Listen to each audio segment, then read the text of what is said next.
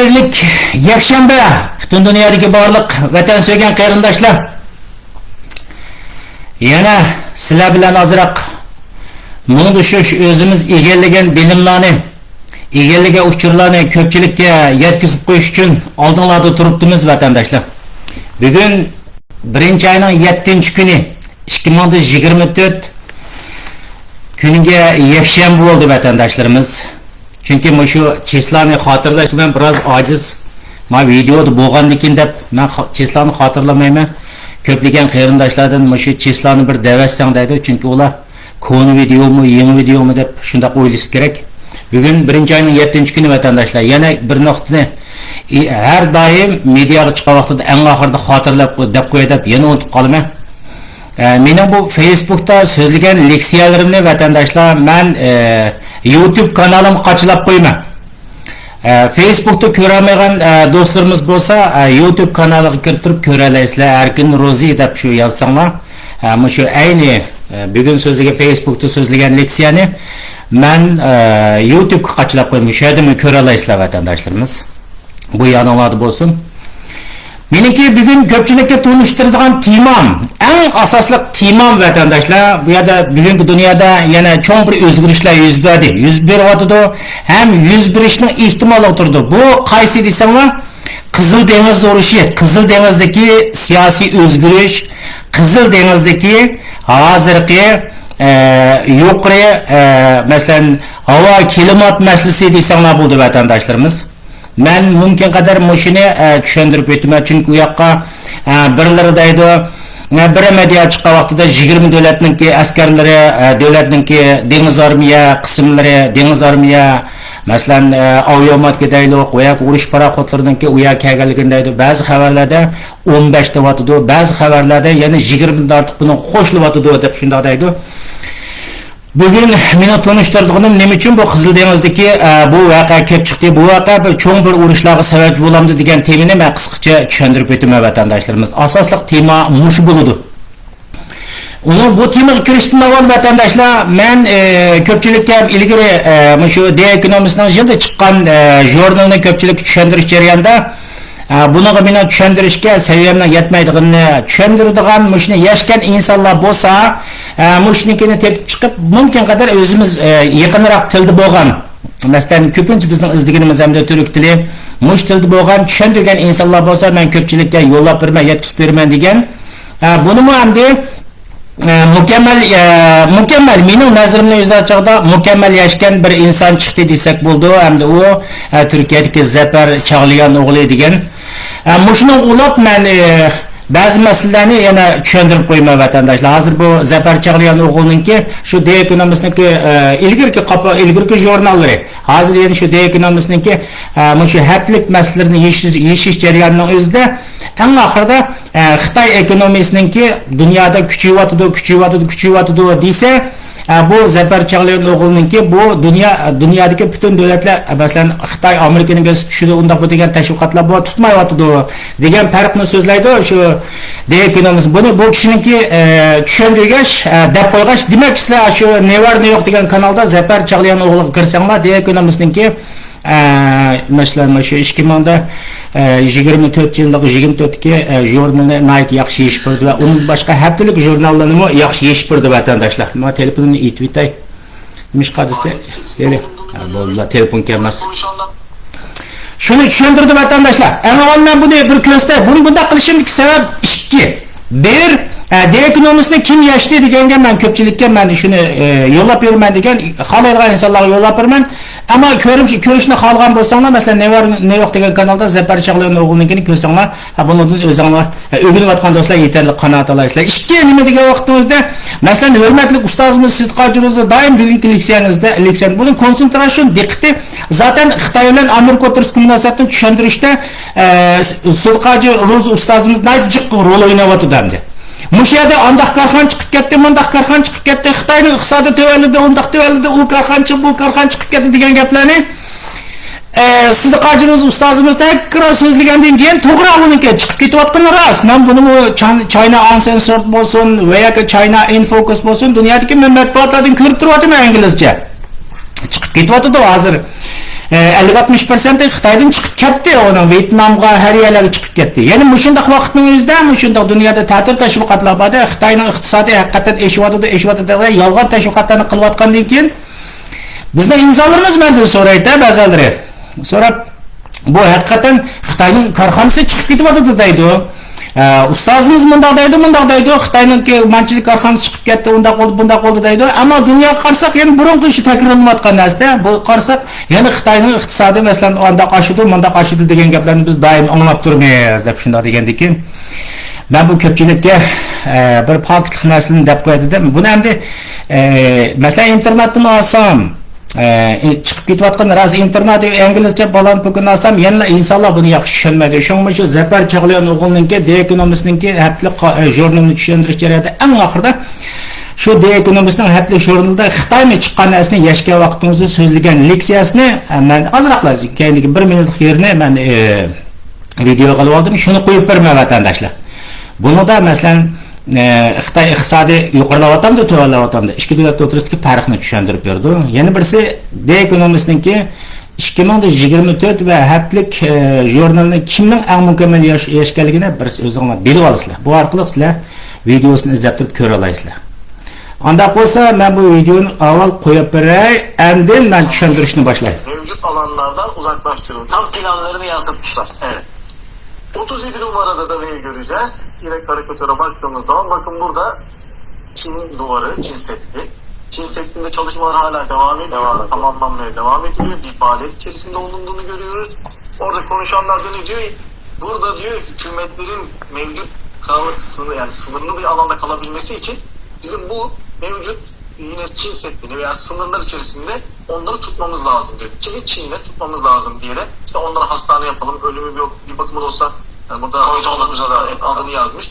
Onlarla beraber sınırlandırmaya çalışmış diyor, kontrol altına alalım diye.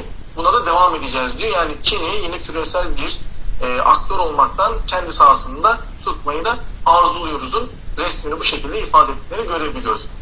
Şimdi tam anlamıyla yine bunu 33 numarayla da aslında toparlamış. Kara kalem çalışmalarıyla bile insanlar mesaj veriyor. Şimdi Çin'i de karşımıza yine bazı arkadaşlar yani geldi geliyor, Amerika'ya geçtik, dünyanın en büyük ekonomisi olacak diye anlatıyorlar. Biz diyoruz ki bir dakika eldeki verilerle anlatılanlar örtüşmüyor. Neden? 2021, 22 ve 23'ü daha son çeyrek açıklanmadığı için 3 çeyreğin açıklaması var burada 2023'te ama bakın Amerika'nın büyüklüğüyle Çin'in büyüklüğü arasındaki makas her geçen yıl açılıyor. Demek ki burada Amerika'nın yine ekonomik anlamdaki büyüklüğü devam ediyor. Çin'deki bir bakıma da olsa frenleme tam anlamıyla sahada ekonomik anlamda kendini de göstermiş oluyor diye de bu işte G20 zirvesindeki ülkelerin ekonomik anlamdaki büyüklüğünü ifade eden tabloyu görmekteyiz.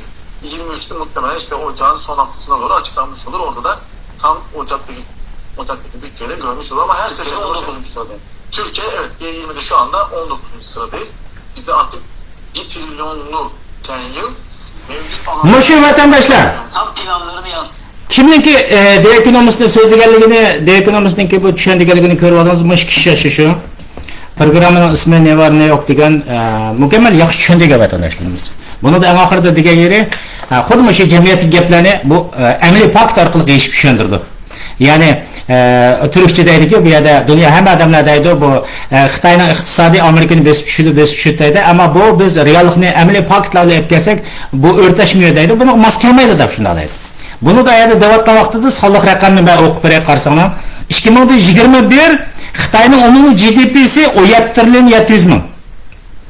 Amerika'nın GDP'si 23 trilyon. Mesela 350 deydi, ben şu 5'lik çoğun sonunu alayım. Mesela 2022 Xitoyninki GDP'si yani iqtisodi 18 trilyon. Amerika'nın 25 trilyon.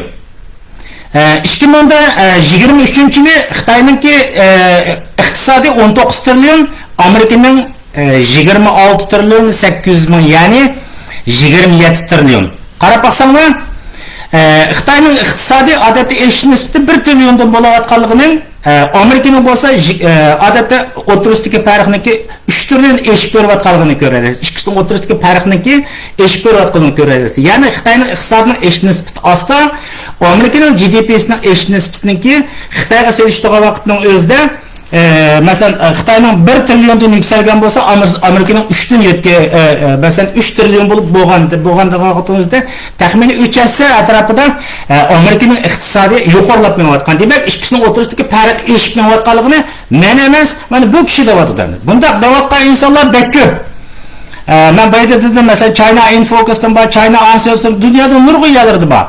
Bunu ben köpçülükü düşünüş için dep koydum vatandaşlar. Şunun için bu yerde ustazımız Sıdqi Ruzi Xitayning iqtisodi manchilik çöküp karxanlar mandaq chiqib ketyapti degan gaplarning bu yerda biz rost ekanligini mendan savol so'ragan qarindoshlarga buni fakt qilib qo'ydim vatandaşlarımız. Amaliyat reallik shu Xitoyda nurg'un karxanlar chiqib ketyapti vatandaşlarımız. Hozir gaplarning o'zida 50-60% yaqin Xitoydagi chet el karxanlariniki burundan xizmat qilayotgan, ishlayotgan chet el karxanalarining u yoqdan chiqib ketayotganligi xabarlarini har yerda to'shib turyapti. Ham Xitoyning iqtisodining 2024da yana o'zi o'ylagandek bundaq yaxshi bo'lmaydiganligini deyapti. Ham bu faktni ko'rdingiz vatandaşlarımız.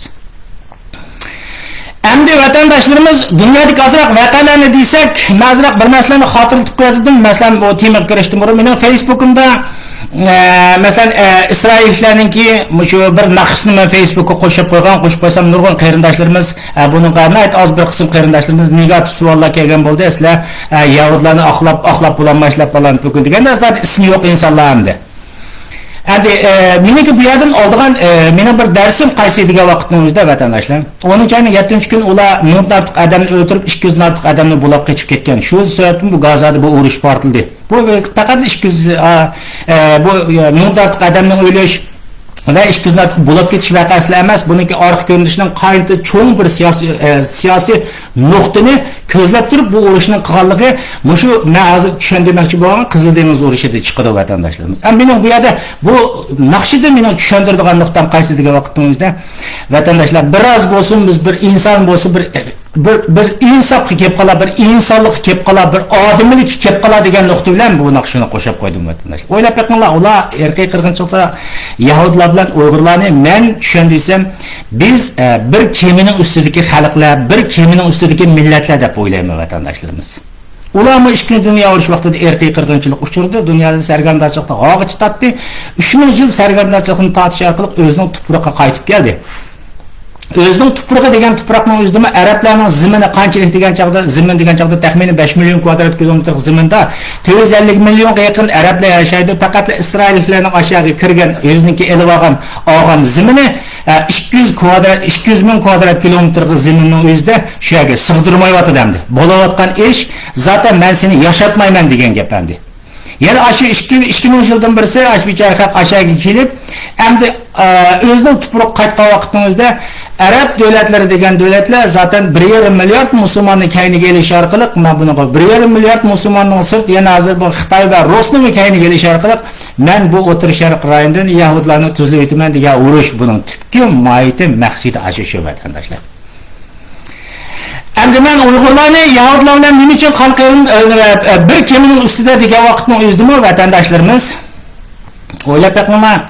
Bizning dushmanimiz bo'lgan Xitoy odatda biz son jihatdan etkasak biz hamma Xitoyni dushman demaymiz. Amaliyotda biz son bo'yicha vaqtimizda Xitoy degan millatni olsak 1,5 milliard Xitoy. Onu ba'zilari 1,5 milliard deydi, ba'zilari 1 milliard 800 milyon deydi. Ama taxmin holatda dunyodagi musulmonlarning soni osonlama 1,5 milliarddan odatda 2 milliardga yaqin deydi.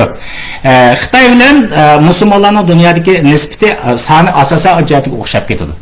Yahudlarning o'tir sharq rayonidan talto'kis tutman deganlar qaysi kuchlar deganlar qaysi sanlar arablar butun musulmon dunyosini, ya'ni mushriklar dunyosini Geçiranlar, müşrikler dünyasının kayını geliş arkalı, müşri 200 ming kvadrat kilometr zeminin özüdün, ben bunu qoğlap çıkarma degen uruş bu. Bu Gazada partlagan uruş. Bunun kayını Rus ve Xitayda biz allıburun dep boğan. Endi bizden meselemiz kesek kandak degen vaktimizde, ayni müşri İsrail'e düşman boğan, İsrail'in o'tir sharqdan yo'q qilib etme degen kişiler, qaysi kişiler? Xitay Rus ku. Bir Müslüman devagan müşriklerinin dünyası sizge BDT'den tatip bir kata avaz bir baktı mı? Bir kata avaz vermedi. bir qata ovoz bermadi. Bular Xitoy, Rus, mushu musulmon dunyosi, ya'ni mushriklar dunyosi bugun Isroillarni O'rta Sharqdan yo'q qilib etmaydigan kuchlar ayni usul bo'yicha Uyg'urlarning dunyoda yo'q qilib ketishni orzu qiladigan kuchlar vatandoshlarimiz. Şun ular belirtedimi Uyg'urga bir qata ovoz bermedi. Hem mushriklar dunyosining mollamlardan tortib bütün insonlargacha berib, Uyg'ur davlati cho'shi go'shtlarini yeb, qizlar bilan yetib, ashada aroq sharoblarni ichib kelib, ko'zini yana yumib o'ltiriblar, Uyg'urlarda erkiy qirg'inchilik yo'q degan fatvolarni ko'tarib dünyanın hammasiga tarqatdi. Hozir o'zimizning Türk degan qarindoshlarimiz bor. Uyg'urlarning mushi bugun duch kelayotgan erkiy qirg'inchilik masalalarini ya bu Amerika, Yevropaning propagandasi deb o'zimizning Türk qarindoshlarimiz shunda degan bo'lsa, bir qismlari yana mushriklar dunyosi ayni usul bo'yicha vatanga berib kelib shunda dedi vatandoshlarimiz. Bu nuqtani aytgan biz dunyoda duch kelayotgan dushmanni jihat etgan vaqtimizda biz Yahudlar bilan Uyg'urlar bir kemini ustida ketayotgan insonlar vatandoshlar. Shuning uchun men boshdan oxir qo'lladim. Yahudlar bizning da'voyimizni qo'lladi va oxirgacha qo'llaydi. Men sizga deb qo'yay vatandoshlar. Cho'ng jihatga mo'ydi. Endi mushu xalq qanday qilib degan vaqtimizda bir naqshni ijod qilib, mushu yangi yillik ularni bugun hozir uy qaytirib kelgan naqshni aytdi. Nadati mingdan ortiq odam aytib naqsh aytdi. Endi mening ko'nglim yerim bo'lgan nuqta qaysi deysanglar, biz 2018dan tortib emas, mush dunyoda qilish girdov kelayotgan bir millatning tam mushkamgacha o'tirib erkak qirg'inchilik naqshisi bo'lmadi. Ashlarga o'xshash. Bizde aytayotgan naqshlar qanday degan bo'lsanglar, masalan, Turkni maqtab turib aytadigan naqshlar, "Hökatim, shunday naqshlarni aytib ketdi Turkiyadan chiqib." Ya'ni Erdo'g'onni maqtab o'tirib aytib ketdi bu naqshlarni qilib, necha naqsh chiqdi hatto u Erdo'g'onni maqtaydigan. Turkiyadan birisi do'ttar bilan, yana birisi bir ayol bilan bir er kishi sahnada o'tirib aytgan naqshlar, shunday naqshlarni aytdi. Hatto bugun men bu gapni demay dedim, endi desam, bir turkum shu Yevropada yashayotgan yoshlarmi alqi rap naqshi, hip hop naqshisini ijod qildi. Ya naqshni yaxshi ijod qildi. Ammo naqshi nima degan vaqtingizda, "Voy xristianlarning bayramini o'tkazmanglar, yangi yilni tabriklamanglar" degan naqshlarni aytibdi. O'ylab qo'yinglar vatandoshlar. Biz Yahudlarga selishtigan vaqtida biz insonmi, inson emasmi? Bizning vazifamiz nima? Bizning vazifamiz mush erkin dunyoda vatandagi xalqning bugungi holini tashqi dunyoga tunishtirish bizning axloqiy, diniy, mayli qaysi nuqtasiz vazifamiz emasmidi? Birdan bo'lsa bu yerda o'tirib yangi yilni o'tkazmanglar, undaqqa naqshni yashlab bundaq to'lab chiqsanglar, cho'ng'irlar qolib o'tirib bu yerda Xitoy bilan hamkorlashayotgan Erdo'g'an va Turkiya hukumatining kashda po'doqchilik naqshini aytsanglar, bu men bu gaplarni deyishim kerakmi, demishim kerakmi? Men sizlarga xotir etishim kerakmi, xotirlatmasligim kerakmi? O'ylab qo'yinglar. U yerda o'layotgan inson. Bu insonlar uchun masalan hech bo'lmagan vaqtingizda naqshasi bo'lmaydi deydigan insonlar naqshasi bo'ladi-ki, ana Turkiyada o'tirib Erdo'g'onni maqtab ketsa, naqshlarni aytib ketdi shu musulmonlar dunyosida o'tirib. Ammo Uyg'urga kelgan vaqtingizda Stop Uyg'ur Genocide degan bir inglizcha va yoki bir Uyg'ur naqshini men boshqa ko'rmadim vatandoshlar. Shuning uchun men so'ng Yahudlarni inson dedim, tushundingizmi? Minglar qadimga o'tirib bugun urush ochdi, ham mushuni bugun uy qaydirib ke 200 odam bo'lsa, hayot qilib qolsin deb o'tirib, minglar qadam naqsh to'layapti. Bizda bo'lsa 5 yildan birisi qanday o'zimizning millatininki bugungi erkiy qirg'inchilik ahvolini tasvirlaydigan naqsh u yoqda tursin, po'doqchilik naqshisini, yana yetilayotgan yoshlarni Amerika, Yevropaga dushman qilish naqshisini to'laysak, u yoqda emasmi vatandoshlar? Qaysi e'tiqodinglar bilan, qaysi so'zinglar bilan, qanday bir iymoniy axloqinglar bilan sizlar mening qalbimda iymon bor, mening qalbimda din bor, mening qalbimda Alloh mavo deyaysizlar. Mening deb qo'ydigan yerim shu vatandoshlar. Bugungi o'zini musulmon deb olgan mushriklar dunyosiningki xatoligi naq ashada vatandoshlar.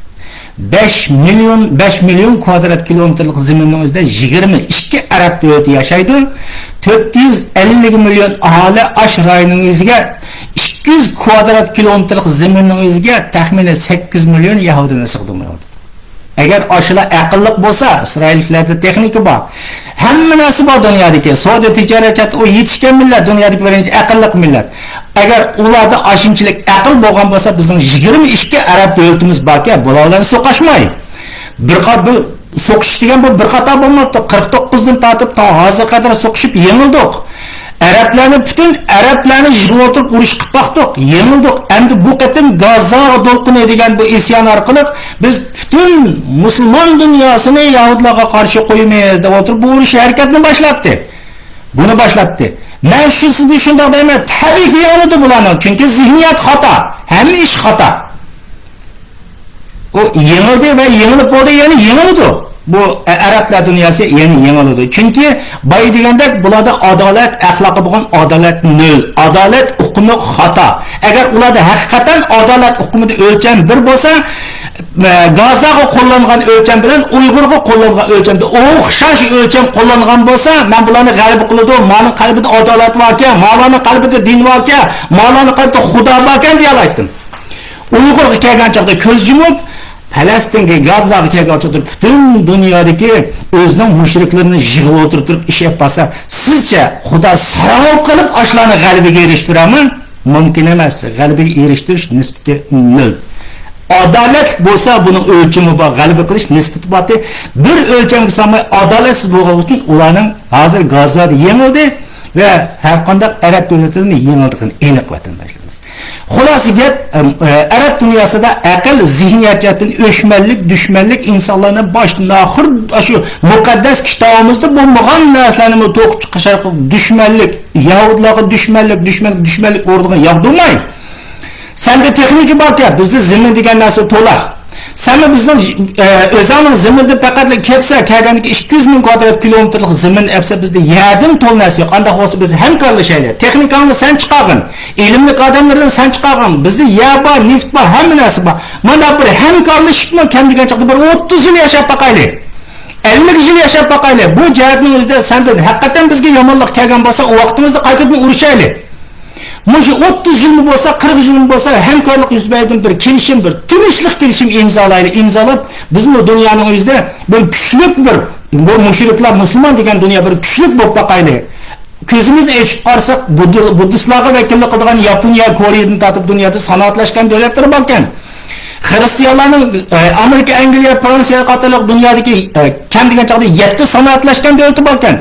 Nima uchun bizga o'xshash mushriklardan birmi taraqqi qilgan bir davlat chiqmaydi degan narsa ularning savol qavlisiga kelish kerak deb. O'zining qo'yiniga panolik izlab 3000 yildan bir sargardonlik bilan kelib o'zining ziminiga, ya'ni o'zining Isroilga bugun o'zining ziminiga Yahudlar kelganlarni bundoq dushmanlik qilib bir dushmanlikni taxminiy 100 yilgacha surishning o'zi nima degan vaqtimizda Xudoni ravo kelmaydigan bugungi ofat fojialarni o'ziga so'yadi. Birdan Shia, birdan Sunniy so'qishyapti. Bundikini so'qishidan. Ular aşı zihniyet, aşı akıl bo'lgan bo'lsa, hamkorlashgan bo'lsa, dunyodagi eng kuchli davlatlar kim bo'ladi deysanlar? Arab dunyoları ve mushu biz davatgan o'zini atalmış Müslüman bo'lgan mushriklarning dunyosi dunyodagi eng kuchli davlat bo'lgan bo'ladi vatandoshlar. Buni qarsangiz Yevropa desangiz bir narsa chiqmaydi vatandoshlarimiz. Dunyodagi kuchli davlatlarga aylandi. Ularning qo'lida nima bor? Yerdan tortib dehqonchilik qilaydi, Isroildan purkib sug'urish texnikalari bakkan, hamma narsasi bakkan. Hatto Norvegiyaga Isroildan mundaq barangilari, kartoshka yong'ilari keldi vatandoshlar. Sharon deydigan mevchilar. Arabning nemis keldi desangiz, siz qolgan xo'misdan boshqa hech qanday narsa kelmaydi. Mana shunday. Uyg'urlarimiz nima degan vaqtimizda Arab bilan Turkning shu ishlar eshaklar bo'ldi desak, bunda boshqa narsa yo'q. Shuning uchun vatandoshlar bugun fojiani ko'ryapti. Endi men o'zimni temamga ko'p kelsam vatandoshlar, Qizil dengiz urushi, bugungi Qizil dengiz urushi yuz berish ehtimolligi nihoyat cho'ng bo'lyapti vatandoshlar. Men ilgirki suhbatimda O'rta Sharq rayonida cho'ng urush yuz beramdi degan temaga kelgan vaqtimizda men sharhlab o'tgan 4 davlatni, ya'ni Misr, Türkiye, Saudiya Arabiston, İran qatorliq 4 davlatni tushuntirib kelib, bu davlatlarning hech qanday vaqt o'z oldiga chiqib Isroiliya bilan urush qilish ehtimolligi nol. Bu sababdan bu rayonimizda cho'ng urush kelib chiqmaydi. Navoda buni o'tirib diqqat qarindoshlarimiz deb turib shu degan yerim yodimda. Navoda mushu davlatlarni Rus va Xitoy bo'libmi Xitoy qo'llab qolgan vaqtimizda cho'ng urush kelib chiqdi degan nuqtani biz ko'pchilik ta'kidlab o'tgandik vatandoshlarimiz. Diginimizden bugün Gaza tuzilib bo'ldi. 2 oydan oshgan vaqtimizda bir mushriklar dunyosi chiqib, anda bo'lgan bo'lsa, sen bilan urush qilamiz degan bir mushriklar dunyosi chiqdimi? Chiqmadi. Gazaliklarni setavatdi, tushundingizmi? Hatta Türkiye'de mush 2 kundan birisi anglaymiz, bu birnecha kun davomlashtirgan Gaza va Uyg'urlar uchun duo qilgan duoni kesib o'tgan, tushundingizmi? Mana bu bizningki mushriklar dunyosi mushundaq darajada xoin, tushundingizmi? Mushundaq darajada dut, Muşundaq darajada qo'yiladi, tushundingmi? Bir yerda birisi "ma" deb baqirsa, yana birisi o'tirib bir yerda shalaqqa taraq chichib qo'yadigan qo'ylar. Shuning uchun Uyg'urni setayotgan bo'lsa, bugun Gazani ash poq holatga chiqib qo'ydi. Endi bular qanday qilib o'tirdi degan vaqtning o'zida, endi bular qanday qilyapti degan chaqda bu Qizil dengiz, ya'ni Qizil dengiz, Oq dengizdan Qora dengizdan naq o'tirsa bo'lgan yerning o'zida Xuti deydigan buni tilg'amaydi odatda Xutilar emas, Arab, Yaman arablari, ya'ni Shia arablar, Ironning qo'llashidagi Shia arablar mushu Qizil dengizdan o'tadigan, masalan, Norvegiyaning parxotiga bomba atdi, Isroilning parxotiga bomba atdi, Amerikaninki, hatto Hindistonnikidan tortib, mushu Isroilni qo'llagan davlatlarning parxotlari u rayondan o'tadi. Shu Qizil dengizdan o'tib, bu yerda Misrniki Nil daryosi, ya'ni Suez kanalidan o'tadi, Suez kanalidan o'tib, bu yoqdan Yevropaga, Afrikaga keladi. Mushundaq muhim bo'lgan tugunimizda mushu baydavatgan mushriklarning dunyolari hech birisi Isroilga bevosita urush qilishga jur'ati bo'lmaganlikdan, ya'ni bugun o'tirib shu Xutilarni, ya'ni Yamandagi arablarni bu Oq dengizdan ya Isroilga yetib borganda qurol yaroqlar yo'q, shuning bilan Oq dengiz rayonidan o'tayotgan bu portlarga urush masalan o'q etish orqali u rayonda ma'lumotchilik tug'diryapti. Bu Qizil dengizning nemisiga qarasanglar, o'limiga qarasanglar nayt yuqori endi. Mushu Qizil dengiz bu boy deganimizdagi o'zida bu Ko'rpaz rayonida turkcha, mushu Ko'rpaz rayonining o'zida Fors qo'ltiq rayonining o'zidan ikki ortiqchiligi bor vatandoshlar. Bir mushu Fors qo'ltiq rayonida chiqargan neft va gazning o'tish yo'li. Neft va gaz Xitoyga boradi, hem Yevropaga keladi. İkinci en çok mühim noktası qaysi desanglar, Xitoyda ishlab chiqarilgan tovarlar, Xitoyga ehtiyojli bo'lgan bu tovarlar Xitoydan kelib, yana shu Qizil dengiz orqali Suez kanaliga o'tib, Suez kanalidan Yevropaga, Afrika, boshqa davlatlarga o'tadi. Hem buni qo'shilib, ya'ni Hindistonning tovarlari aşıyaqdan ötüdü endi. Navadı bu Qizil dengizdan ötmey, Suez kanalidan ötmey, mushundaqa Suez kanalidan ötmegen vaqtimizda mushundoqchilarda bütün Afrikani bir aylanib kelib, endi Yevropaga keldi. Bu vaqtda halqa neft paraxotlariniki musab uzab ketgan keyin tovarlarning qimmatlashish nisbati kelib chiqadi vatandoshlarimiz. Tovarlar qimmatlaydi, dunyoda yana bir qimmatchilik ahvollar kelib chiqadi vatandoshlar. Şu sebepten bir yerga Amerika, Yevropa 20 davlatninki masalan dengiz armiya urush paraxotlari u yerga to'plandi deyapti hozir. Bu yoqqa faqatla Amerika g'arb dunyosi sen bu xalqaro buzg'unchilik qilma buningga. Urush qilmayman desang biz keldik, mumkin qadar biz urush qilmaylik deb deylik. Bu rayondagi bu 4 davlat kuchli bo'lgan va yoki musulmon davlatlari, mushriklardan davlatlar qanday qildisi urush qilishga kuchi yetmagandan keyin endi ashunga o'xshash Xutiga o'xshash terrorist terror kuchlarini qo'yib qo'yish orqali ularning kemilariga, parxotlarga, Saudi parxotlarga bomba atqish orqali bu yerda bir qalayim qanchalik teryapti. Buning oq tarafidagi eng birinchi darajali kuch qaysi? Buning birinchi kuch Eron vatandoshlarimiz. Biz ilk suhbatlarimizda deb bo'lgan hozirmi chiqdi. Masalan, Hamasga bergan butun qurollarning hammasidan Xitoyning chiqayotganligini, bu balkim Xitoy Eronga berganda biz ilk suhbatlarimiz degan. Eron bilan Xitoyning 400 milliard dollarlik bu yerda kelishib imzolaganligini biz ko'pchilikka deb bo'lgan. Eng chong ittifoqdoshniki. Bu yerda Eron yana qanday degan vaqtda Eron Rossiya Ukraina urush portlagan vaqtida bularning Ironniki bir dron, urush droni ishlab chiqarilgan texnikasini yuqori ekan. Ammo shu Rossiyaga bu qurolni berish orqali, dronni berish orqali Rossiyaning onasi yo'q ekan chiqqanda. Yeni zamanı yuqori. Bu Xitoy berish orqali bu yerda Ukrainada biroz nafas olgan bo'ldi. Endi mush Eron bugun mush urushni boshlatganmi? Ya'ni ko'pchilikka deyli, mush Hamas urushini boshlatganmi? Moyata chiqdi. Eron buning kendiki Rossiya Xitoy deb tushuntirib bo'ldik. Bular endi bu yerda Eronni qo'llanyapti. Rus va Xitoy o'zining chegarasidagi urushni, Ya'ni Rossiya bo'lgan bo'lsa Ukraina urushini o'zining Rossiya Ukraina chegarasidan bu yerdan, ya'ni xalqaro mediada diqqatni yiroq tutish uchun bu yerda yo'tkigan nuqtami dal Gaza degan chiqib bugun Qizil dengizdan deb Xutinlarni kuch ketgan.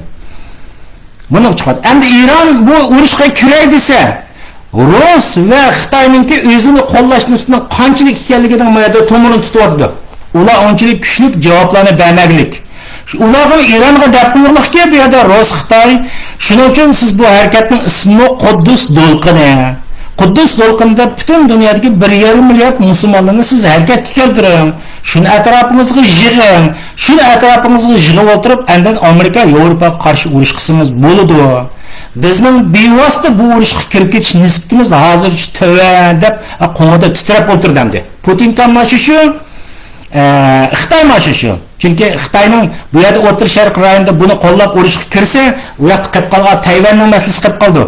O'zining ishlar, o'zining jiq masalalari qilib qoldi. O'zining energiyasini bu rayonga sarf qilishga kuchi yetmaydi Xitoyning. Shu bu yerda Rus va Xitoy mushu Quddus harakatini boshlashdiki, sababchisi Rus va Xitoy bular musulmon dunyosini, ya'ni mushu Ironni markaz qilgan musulmon dunyosini takrorlab ketdim. Bu yerda Quddusga qarshi ko'rsatish orqali, Hamasga yordam berish orqali islom dunyosini Isroilga dushman ko'rsatish orqali Isroilni qo'llayotgan Amerika, Yevropa davlatlaridan bir urush qildiganga bir maydon sahnaga zo'rlayotdi.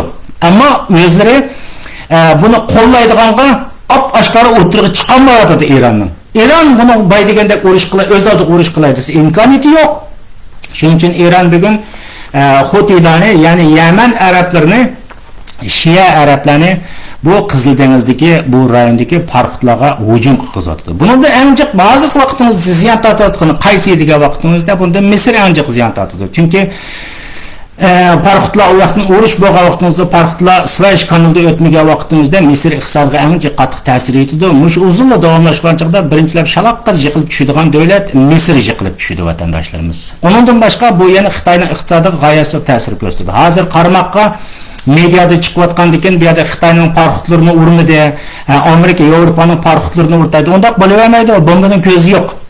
Uraverdi keyinchi urush cho'ng'aygan vaqtimizda uraverdi. Bu yerda qanday deganchada Xitoy qo'sh o'lchamlik ziyon tortdi. Bay deganimizdek bu Fars qo'ltig'i rayonidan chiqadigan neft chiqadigan xom ashyoning 60-70% Xitoyga ehtiyojli. Bu Fars qo'ltig'idan akiradigan neft gaz bir yo'ldan bu Xitoyga kelib, xom ashyolar bu yoqda ishilinib, yana shu yoqdan o'tib Qizil dengizda o'tib, Suvays kanalidan Yevropaga ketadigan gap. Boshqalar bir yo'l mangsa, Xitoy bu vaqtimizda ikki yo'l mangadi degan gap vatandoshlarimiz. Shunga bu yerda Xitoyni oldirib, bu Qizil dengizda chiqadigan urushni qo'llayolmoqlik. Ammo keyingi chekinishga Xitoy Rusmi buningga imkoniyat yo'llarini tanlayolmoqlik vatandoshlarimiz. Ammo mening bilishimcha bo'lgan vaqtimizda bu rayonning o'zida Qizil dengizda urushni g'oyasor necha davlatga taqilib ketadigan urush chiqmagan taqdirda o'zida masalan vositliq bo'lgan shunday terror davlatlarni Yamanda bularning terroristlari Iron qo'llayotgan, Rus qo'llayotgan, Yamanda hozirgi Hutilar, Libnonda bor, Suriyada bor, Iroqda bor. Mushu rayonning o'zida Iron qo'llayotgan, ya'ni Shialar qo'llayotgan, buning keyinda Rus va Xitoylar bor deyiladi. Bo'lgan mushu kuchlar orqali bu rayondagi urushlar bevosita bir kunning ichida yuqori bosqichga kirmasimi, davomli yuqorilab ketishning ehtimolligi bordek ko'rinyapti vatandoshlar.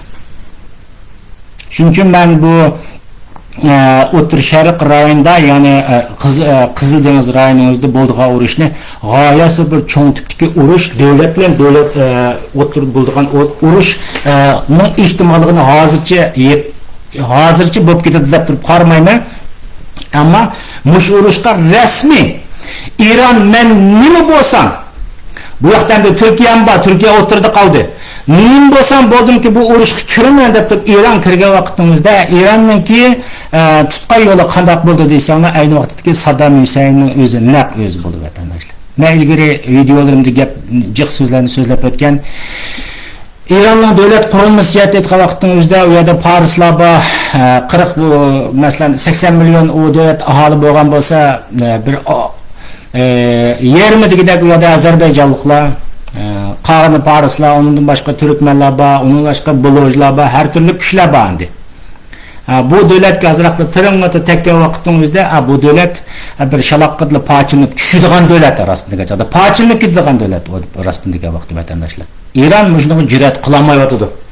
Navada xulası gap qaysidiga vakitimizde mesela Rus ve Xitay uruş uzap ketiversin, biz sana yuqori texnik qurollarni, başka näsli texnikalarimizning hammasini beramiz. Urushga biz bevosita kirmaymiz. Urushga bevosita kirsak, bu cho'ng davlatlar so'qashga vaqtimizda dunyo urush kelib chiqadi. Shuning uchun biz seni davomli qo'llaymiz. Mablag' bilan, texnika bilan biz qo'llaymiz degan vaqtimizda Eron o'ttirg'ili chiqdi. Anda bo'lgan bo'lsa, hozir buni alomatlari jihatdan Eron masalan bayatimiz Hutiylarga o'xshash Libnondagi, Iroqdagi o'ziniki Shia shaytanlarini kuchga chiqarib urush boshlanib ketdi. Bo'layotdi. Tish bo'g'ini yo'q. Ammo mana shunday davlatlar Eron ma o'tirib chiqib, anda bo'lgan bo'lsa, men qo'lladim deb kirgan vaqtimizda bu Paris qo'ltiq rayonining o'zida masalan Eronga qarshi urushning chiqadigan aniq vatandoshlarimiz. Bu devlet urush bo'lgan vaqtimizda bay degandek paramparcha bo'ladi. Hozir ko'chmanlarni beqiyotgan Turkiya bo'lgan bo'lsa, u davlatdan kam degancha yana 10 milyon, yana kam degancha 10 millionga yaqin Erondan ko'chmanlar Turkiyaga qarab turib boqadi. Mayliga ko'pchilik takrorlab turib degan Turkiya ortiq bir ko'chmanlarning davlati deb vatandoshlarimiz. Ammo shunday qishlar Eron jur'at qiladigan vaqtimizda Xitoy Rus yordam bergan vaqtimizda Qizil dengizda urush chiqadi vatandoshlarimiz. Yani shunday.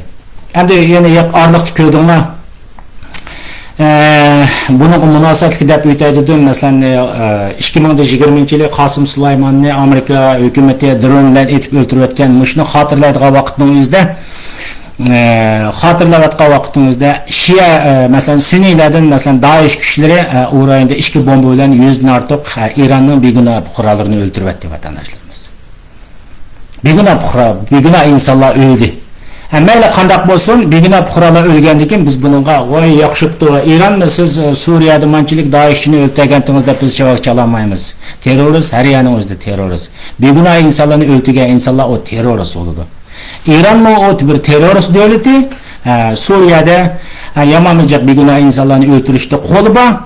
Ama Eronning fuqarolarini bu yerda Daeshchilar chiqib o'ltirgan vaqtimizda biz buningga voy to'g'ri deb javob chalolmaymiz. Ammo bu yerdagi nuqta nimani tushuntiryapti deganda, Eron hozir xalqaro jamiyatning ko'zida bir shu Isroiliyaga Hamasni kuchga yetib urushni paydo qilgan, Hutiylarni qo'llagan, Shiyalarni qo'llagan bir kuch bo'lib asosda o'tirib chiqqan vaqtimizda, ayni vaqtimizda shu Suriyada qurilgan Daeshchilarni kim yo'qotishga eng jiq sababchi bo'lgan deganda, vatandoshlar Amerika emas, uni vatvargin chiqarayotgan shu Rus bilan Eron bularni vatvargin chiqarayotgan Daeshchilarniki. Daeshchilarni vatvargin chiqarayotganlar Amerikaliklar falan bukunlar emas. Türkiye kirib kelgan 7-8 milyon insonlarning sababchisimi o Amerika, Yevropa emas. Bu Ruslar shu Daeshchilarni bombalab gom qor qo'yib bombalar beribdi. Turkiyaga 7-8 milyon Suriyaliklarni kirgizibdi. Turkiyaliklar biz Suriyani olamiz, Suriyaning manchilik 1 milyon yerini olamiz desa, Suriyaliklar Turkiyaga kirib u yerdan palanpo'ga yerlarini ep bo'ldi 5-6 milyonga yaqin inson. Bu yerdagi sababchisi ash ijaraning o'zida Daeshchilarni Eron yordam berib, ya'ni Bashir Asadni taxtga tutib qolgan bu Eron bilan Rus andi vatandoshlar. Shu jarayonimizda Daeshchilarni nayt qattiq vatvargin chiqarayotgandan keyin bu Daeshchilar endi fursat keldi deb o'ylayotdi. Eron bir o'tirg'i chiqsa, Amerika, Yevropa bilan urush qilishga kirsa, bizmi yana qaytadan tashkillansak, Eronni bir hog'ich ursak, bizni qanchalik vahshiylarcha qirgan bo'lsa, bizmi vahshiylarcha qirsak deb o'tirib, shu bu yerda Eronda begunoh fuqarolarni o'ltiradigan shunday bir partiya harakatini yapadi.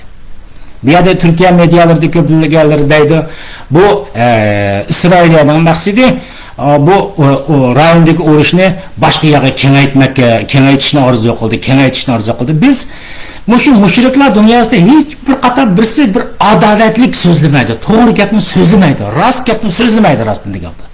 Başkalarda karlaşlı bak, düşman tutuşlu bak. Başka devletlerin düşman tutuşunu eşit kalgan çağda özünün içinde düşman tutuşu var. Özünün içinde düşman tutuş eşit kalganda özüne düşman tutuşu var bularınki de. İsrail'e o rayon karakterli uruşunu istegini yok. Bugün şu İsrail'e bugün 7 taraftan hücum kılıvatıdı. Yakta Lebanon'da hücum kılıvatıdı. 7 taşı İsrail'e çekirsinde 7 yerden hücum kılıvatıdı. Anda kız İsrail'e anda hoğan basa mantıp olan taşlap verip karab oltası olattı ama olar hücum bomba etıvatıdı. Hem de başı Huti'yle kanda kıltıga vaxtımızda bir yerde Kızıl Deniz'deki yol hücum kılıvatıdı. Bunu kollavatkan kim degen çağda? Bu İranlıklar kollavatıdı. Belki maksat İsrail'e, Amerika, Avrupa'ya yani Uygur'unu kollagan kişilerge bula karşı uruş ekivatıdı. Şu sebepten bir yerde bu işler çıkmadıdı. Hem bu şu tüpelden bunu bir yerde DAEŞ'la terörist organları bunu fırsat kaylandırmadıdı vatandaşlar. Hem benim için bu vaktimizde bunun ihtimallığını mı yok değil olmaydı. DAEŞ'çilerin mesela hazır haberler çıkmadıdı. Suriye, Mısır'ın Sinay yerim aldı tahminen 1500 yakın azalarından bağlılığını. Mesela Afganistan, Pakistan, Khurasan rayonlarda 7-8 bin yakın azalarından bağlılığını. Irak'ta bir 3-4 bin yakın azalarından bağlılığını devat ediyor vatandaşlar. Demek bu nokta arkalık nima degan vaqtimizda bunu İsrail'e yoki boshqa bir narsa qilgani yo'q uning u bomba portlashniki. İsrail'e nima qildiki u begunoh insonlarga bomba tuyadi bombani portlatib.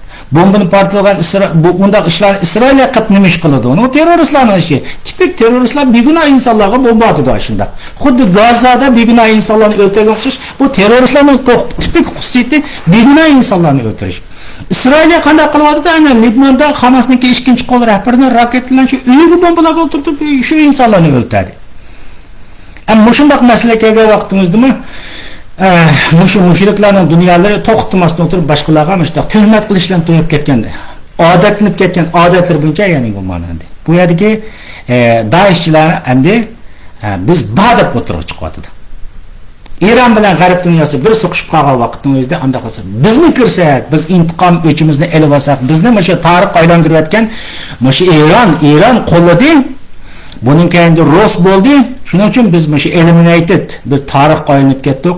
Bizmi bor degan nuqtani bu yerda DAEŞ'lar o'tirib qo'yapti vatandoshlar. Navoda Xudo saqlasin bu urush yana qaytadan Shia bilan Sunniy o'tirislik urush qilgan vaqtning o'zida bu urush nayt bir yana bir vahshiy urush. Butun mushu mushriklarning dunyosining o'ziga taqaydi. Navoda ma'lum bir kuchlar chiqib undaq bo'lgan bo'lsa, mushu mushriklarning dunyosini undaq bo'lgan bo'lsa, bir urush qilgan bir rayonga aylantiraylik. Ya'ni Rus, Xitoy, Amerika cho'ng davlatlarningki bir urush qiladigan nuqtasiga aylantiraylik deb qilib qolgan vaqtning o'zida qarindoshlarimiz Xudo saqlasin undaq terroristlarni hech kim qo'llamasin bizning deydiganimiz. Uyingizdan o'g'inib qopsangiz o'tirib qo'ngizning ostidan ansiraydigan bo'lib qolasiz. Gom bomba portlaydigan bo'ldi. Begunoh insonlar o'laverdi. Bu yo'l emas. Bu bir adolatlik bir yo'l emas. Begunoh insonlarni o'ylab taqin bolalarning bovoqlardan tatib hammasini o'lish bu bir adolatlik yo'l emas. Xudo saqlasin. Lekin mushriklar dunyosini biz qarsak yuqorida turgan insonlarning mushuni xohlaydigandek ko'rindi. Mushuni xohlaydigandek ko'rindi. Ya'ni mushriklar dunyosiniki mushriklar davlatlarining mushu zaten bir urush rayoniga aylanishni xohlaydigandek ko'rinyapti. Butun yerni qanchada xohlaydigandek ko'rinyapti. Meniki buni qo'shib shaxsiy xususiyatimni desam vatandoshlarimiz, agar urush bo'lsa mushriklarning dunyosida kuniga bomba portlasin, begunoh bolalar, fuqarolar o'lmaydigan ish bo'lsa, ular qanchalik o'tdingiz g'ayni kasbining chatig'im yo'q. Askarlar tutishib, begunoh fuqarolar o'lmay o'lishadigan bo'lsa, urush qilsin. Ular urush qilishni orzu qildi, jannatga ketishni orzu qildi. Jannat degan o'zining atalmish tasavvur qilib, ular do'zaxga ketishni orzu qildi. Nima ishqa? Chunki u mening millatimni sotdi ular. Hozir qadar sotdi, BDT'da sotdi, hozir qadar sotib keldi. Sotgandan keyin uning bir bedeli, bir jazosi bo'lish kerak deb o'ylayman. Ammo meni andish qildigan yerim begunoh fuqarolar vatandoshlar.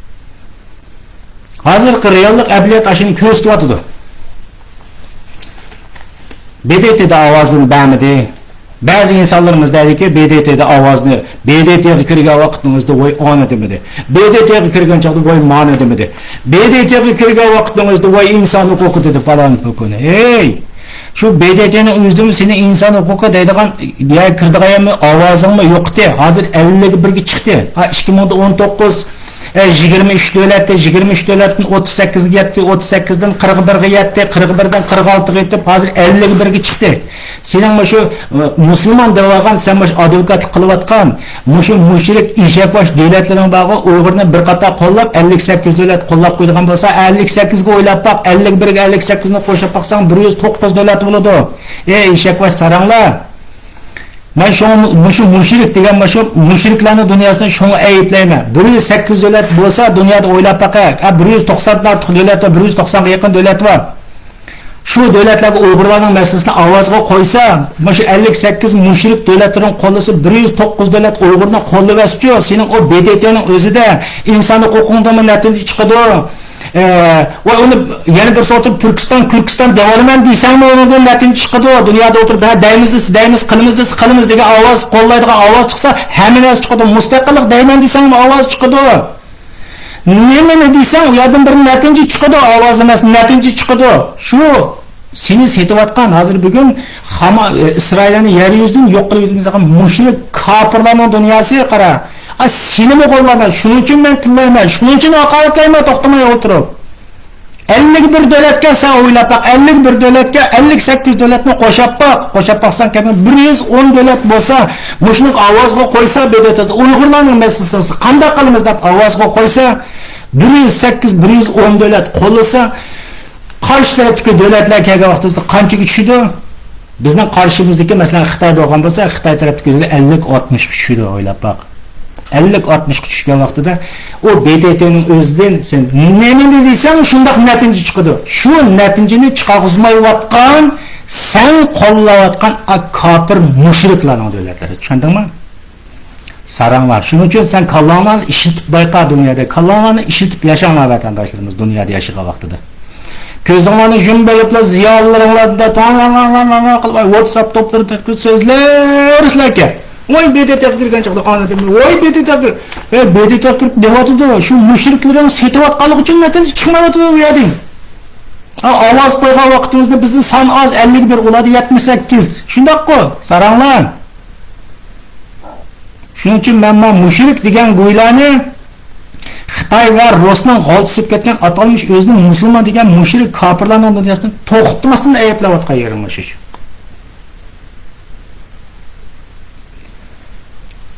Yani bunu kim ayıplayman?